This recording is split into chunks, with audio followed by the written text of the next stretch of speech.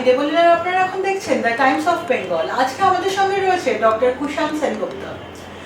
আচ্ছা, আমরা তো বাঙালি, আর বাঙালিদের মিষ্টির প্রতি একটা আলাদা রকমের ভালোবাসা রয়েছে। তো বাঙালি যারা মিষ্টি খেতে ভালোবাসে অথচ হেলথও ইমপ্রুভ করতে চায়, স্বাস্থ্য সচেতন হতে চায়, তো সেই জন্য মানে সেই ক্ষেত্রে আপনার কি সলিউশন? দেখুন, মিষ্টি খেতে তো সবার ভালো লাগে, বাঙালি হোক বা অবাঙালি, বাঙালিদের বেশি ভালো লাগে।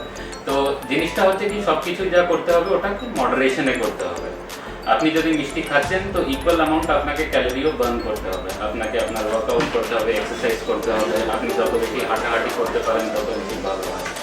মিষ্টিও দেখতে গেলে গুড়ের মিষ্টি উড বি বেটার দ্যান সুগারের মিষ্টি, চিনির মিষ্টি। আর যদি আপনি নিচ্ছেন তাহলে ওটাকে আপনাকে মানে এমনি না কি আপনি ডেইলি নিচ্ছেন, সপ্তাহে আপনি 2 দিন ওটাকে রাখতে পারেন কি আপনি বাস 2 দিন মিষ্টি খাবেন, সেটাও বেশি করে খাবেন না, অল্প করে খাবেন।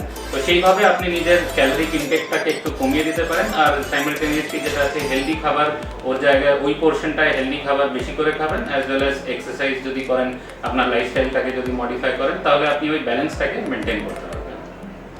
বাঙালি, আমরা সবাই বাঙালি, এবং আজকে আমার প্রশ্ন এটাই যে বাঙালি হিসেবে বাঙালিরা না খেয়ে কিভাবে হেলদি থাকবে, কি করে ভালো থাকবে? আমরা বলছি খান, কিন্তু সুষম খাদ্য খান।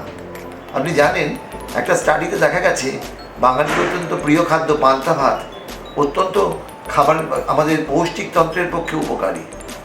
মাছ খান, ভাত খান, সবজি খান, এবং কিন্তু সুষম খাবেন। অধিক পরিমাণে কার্বোহাইড্রেট খাবেন না, সেটা আমাদের চিন্তা করতে হবে। অতিরিক্ত পরিমাণে মেদযুক্ত খাবার খাবেন না, শর্করা জাতীয় খাবারের পরিমাণ কম করতে হবে।